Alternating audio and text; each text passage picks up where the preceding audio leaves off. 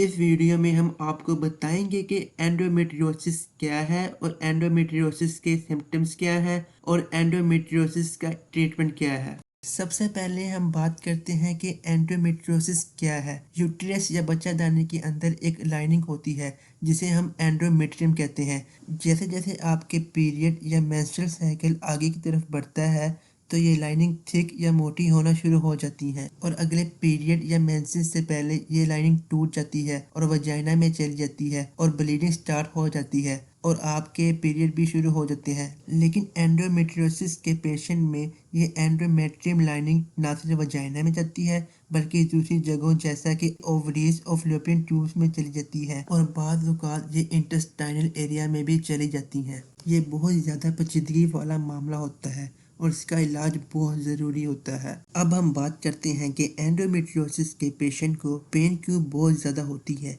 जैसे ही आपकी अगली माहवारी या पीरियड आना शुरू होते हैं तो हार्मोन्स चेंज होना शुरू हो जाते हैं और यूटिलिस या बच्चादानी की बाहर वाली वॉल इस चेंज पे रिएक्ट करती है जिससे एंडोमेट्रियम लाइनिंग टूटना शुरू हो जाती है और वजाइना से ब्लीडिंग के जरिए बाहर निकलना शुरू हो जाती है। लेकिन टूटे हुए एंडोमेट्रियम के पार्ट्स जो कि ओवरीज और फ्लोपियन ट्यूब्स में होते हैं उनको ब्लीडिंग के जरिए निकलने का कोई रास्ता नहीं मिलता जिसकी वजह से ये वहीं जमा होना शुरू हो जाते हैं और इसकी वजह से एक सिस्ट बन जाता है जो कि बहुत ज़्यादा दर्द का बायस बनता है और ये सिस्ट खून से भरा हुआ एक फ्लूइड होता है जो कि प्रेगनेंसी के मसाइल की वजह बनता है। अब हम बात करते हैं कि एंडोमेट्रियोसिस के सिम्टम्स क्या है। सबसे पहला सिम्टम्स या अलामत इनफर्टिलिटी यानी पांचपन। दूसरे नंबर पे जो सिम्टम्स आती है वो है पेनफुल पीरियड। इसके अलावा हैवी मेंस्ट्रुअल ब्लीडिंग यानी मेंसेस के दौरान बहुत ज़्यादा खून का निकलना, हम बिस्तरी के दौरान बहुत ज़्यादा दर्द का होना और इसके अलावा पीछे कमर में बहुत ज़्यादा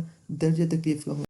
अब हम बात करते हैं कि एंडोमेट्रियोसिस की क्या वजूहात हैं। इस पर बहुत ज़्यादा रिसर्च की गई है लेकिन एंडोमेट्रियोसिस की कोई अहम वजह सामने नहीं आई। ये हार्मोनल इम्बैलेंस की वजह से बहुत ज़्यादा नहीं होता जैसा कि पीसीओएस और पीसीओडी में होता है, लेकिन हार्मोनल इम्बैलेंस इसको बहुत ज़्यादा इफेक्ट जरूर करते हैं और ये जेनेटिकली भी एक शख्स से दूसरे शख्स में मुंतकिल हो सकते हैं। यानी अगर माँ को है तो बेटी को होने के चांसेस बहुत ज़्यादा होते हैं। दूसरी जो मेन वजह सामने आई है वो ये कि रेट्रोग्रेड मेंस्ट्रुएशन की वजह से हो सकता है। रेट्रोग्रेड मेंस्ट्रुएशन में खून वजाइना से निकलने के बजाय फ्लोपियन ट्यूब के जरिए पीछे की तरफ पेल्विक कैविटी में जाना शुरू हो जाता है।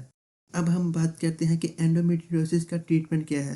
दर्द को रोकने के लिए पेन किलर इस्तेमाल की जाती हैं। इसके अलावा बहुत सी हार्मोन थेरापीज दी जाती हैं। इसमें कॉन्ट्रासेप्टिव मेडिसिन दी जाती हैं। ये इसलिए दी जाती हैं ताकि एंडोमेट्रियोसिस सेल और ना मजीद बढ़े। लेकिन कॉन्ट्रासेप्टिव मेडिसिन के साइड इफेक्ट बहुत ज़्यादा होते हैं। इससे बचने के लिए जो दूसरा ऑप्शन है वो है मरीना कोइल। ये कोइल औरत के अंदर रख दी जाती है ताकि एंडोमेट्रियोसिस सेल्स और ना बढ़े, लेकिन इसका नुकसान ये है कि इससे औरत प्रेग्नेंट नहीं हो सकती। आखिरी जो ऑप्शन है वो है सर्जरी, यानी सर्जरी के जरिए इन सेल्स को रिमूव किया जाता है। इसके अलावा ओवरीज या बच्चादानी को भी मुकम्मल तौर पर रिमूव किया जा सकता है। ये आपकी कंडीशन पे डिपेंड करता है और इस बात पे डिपेंड करता है कि आप प्रेग्नेंट होना चाहते हैं या नहीं। लेकिन सर्जरी करवाने का मतलब ये नहीं है कि आप मुकम्मल तौर पर ठीक हो जाएंगे, इसके दोबारा होने के चांसेस भी हैं।